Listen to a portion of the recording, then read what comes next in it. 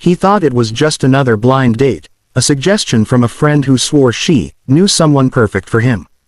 He had rolled his eyes when the text arrived that morning, dinner at 7. Be there. Don't bail. Usually, he would have laughed it off, cancelled, or found an excuse, but something about the way the message ended, casual, almost teasing, made him pause. Maybe it was the cold, quiet evening outside, the kind of snow-dusted silence that made the city feel almost intimate. Maybe it was the way the world seemed to slow down when the first flakes drifted past his window. He didn't know. He arrived at the restaurant a little early, the kind of place with low amber lighting that softened the edges of reality, and immediately felt out of place. The tables were set perfectly, white linens glowing under the warm glow of vintage lamps, the soft clinking of glasses and muted laughter around him like background music he hadn't expected. He tried to focus on his own reflection in the polished wood of the table, but it felt hollow. Nervous anticipation gnawed at him from the pit of his stomach. He straightened his jacket, tugged at his collar, and rehearsed what he might say when she arrived. Yet every line he imagined felt inadequate, cliched, even laughable. Then she walked in, not like a character in a romantic movie, rushing with a sparkling smile, but like someone who simply belonged in the world, and, in that brief moment, the world seemed to notice. Her steps were deliberate but light, her coat brushing softly against the snow that clung stubbornly to her boots. She paused at the entrance, scanning the room, and for a heartbeat, their eyes met. Something unspoken passed between them, something he couldn't name. She didn't hurry to the table. She simply moved through the space, aware of herself, aware of him, aware that this meeting was more than coincidence. When she reached him, he stood awkwardly, offering a hand he immediately wished he hadn't. She smiled faintly, not reaching for the handshake. Instead, she leaned slightly closer, her voice dropping to a near whisper, "I'm just here to say thank you." His mind stumbled. Thank him. For what? He opened his mouth, but words refused to form. There was an honesty there, an unexpected weight behind her quiet tone, that made him sit back down, intrigued and disarmed all at once.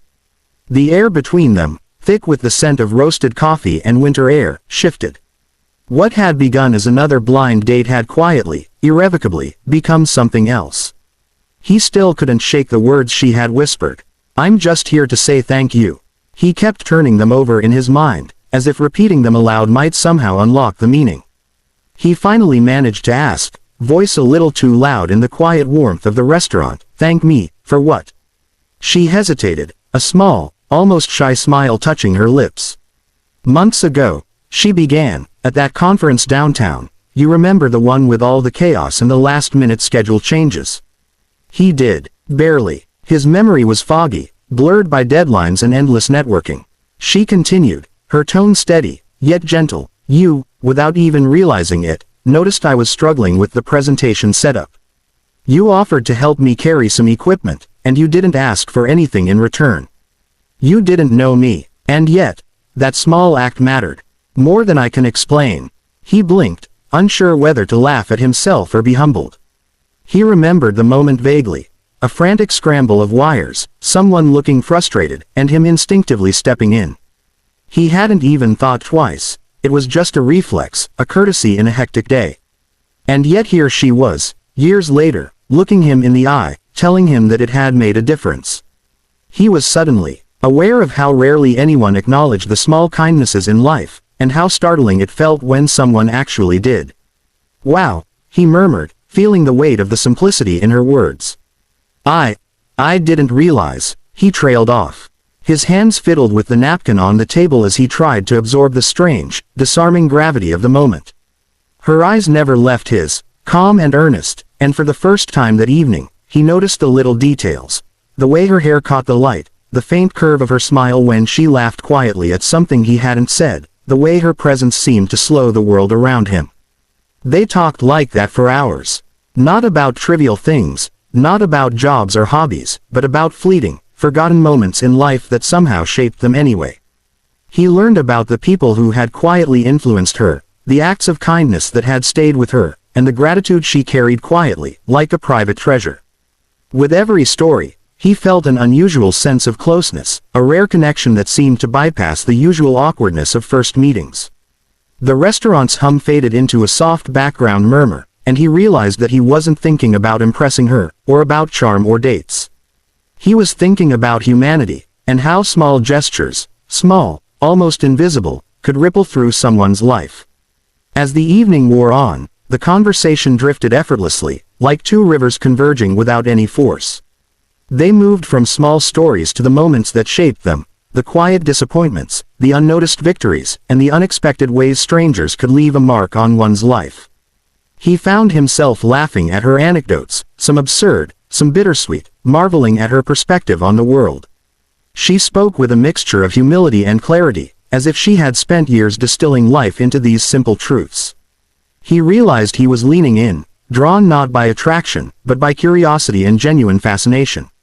There was no pretense in her words, no carefully crafted charm. She wasn't trying to impress him, and that made every detail she shared feel more intimate. The way she described the small ways people had helped her, an open door, a shared umbrella, a patient smile, made him reconsider how he had viewed his own life. He had always believed that grand gestures defined significance, yet here she was, showing him the quiet power of everyday humanity. At some point, she paused, her gaze settling on him, and for a moment, the noise of the restaurant fell away. The amber light glinted off her eyes, and he noticed the faint quiver in her smile, subtle but deliberate. "Do you ever think about the things we forget?" she asked softly. "The moments that seem insignificant, but someone remembers them forever." He nodded, unable to respond immediately. He thought of the conference months ago, how easily it had slipped from his memory, and yet she remembered it vividly, with gratitude that shone quietly but fiercely. They sat in silence for a beat, a shared acknowledgement hanging between them. He realized that something had shifted. This wasn't about a blind date anymore. It wasn't about first impressions or superficial attraction. It was about the recognition of one human being by another, a quiet communion that transcended expectation. The restaurant's low hum, the clinking of glasses, and the faint jazz playing in the background all melted into insignificance compared to the gravity of the moment. By the time they left the restaurant, the snow had begun to fall heavier, drifting lazily through the night sky, blanketing the streets in soft white. He walked beside her, his coat pulled tighter against the chill, but he barely noticed the cold.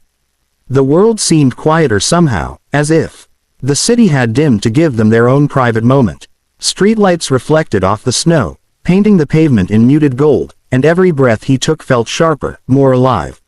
She paused at the curb, brushing a stray lock of hair behind her ear, and for a long moment neither of them spoke. The laughter, the stories, the confessions, they all hung between them, palpable in the crisp night air. He realized that he didn't want this moment to end, yet he didn't want to push, didn't want to risk shattering the fragile intimacy they had discovered. She was a mystery, yes, but one he now wanted to understand, not possess. I don't want to overstay," she said quietly, her voice carrying the weight of sincerity. He looked at her, searching her eyes, and suddenly the words came without thought. "You've changed the way I see things tonight. You've changed me, even if just a little." She tilted her head, a soft, knowing smile curving her lips, and for the first time, he saw a flicker of surprise cross her expression. She laughed softly, a sound that mingled with the whispering wind, and shook her head. "I didn't come here for that," she said. "I just wanted to say thank you." Her eyes glimmered, reflecting the streetlights, the snow, and something indefinable, something that felt like a promise of possibilities yet to come. He watched her walk away, each step leaving a faint imprint in the fresh snow, until she disappeared around the corner. A strange emptiness settled over him, but it wasn't painful. It was reflective, like standing at the edge of something vast and realizing how small yet significant each moment truly is. He understood now that not every encounter needed a beginning, middle, and end in the conventional sense. Some encounters were simply meant to leave a mark, to remind you of humanity, gratitude, and the quiet ways life connects strangers. He lingered on the curb for a while longer, breathing in the cold, crisp air, the flakes settling gently on his shoulders. That night, he learned that sometimes, the most meaningful meetings are those you never anticipate. And though she was gone, the warmth she left, the recognition, the gratitude, the simple act of presence, would remain with him, a quiet light in the days to come.